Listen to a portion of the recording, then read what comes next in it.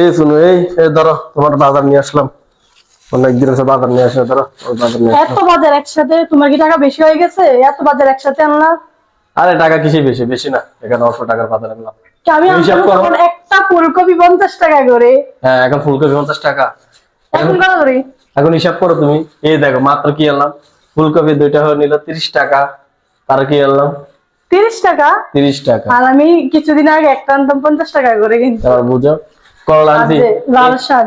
এই করলা কেজি কত ছিল? 150 টাকা। হুম। এগুলো কত টাকা দিয়েছে জানো? এখন 50 টাকা কেজি নাকি? হ্যাঁ।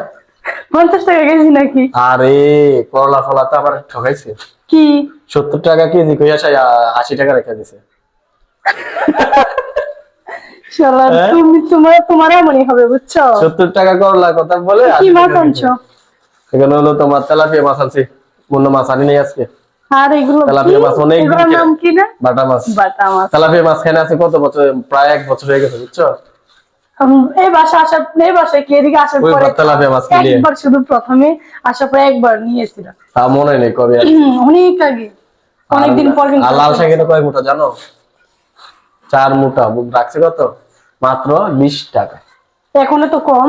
এখন এত কম, তাই এখনই যা খাবার এখনই খাইয়ে না, বুঝছো? পরের 2 দিন পর আবার খাইতে পারবো না, দাম বেশি। তার জন্য এখন বেশি বেশি খাবো না। এই দেখো, এই আমাদের বাজার। ঠিক আছে।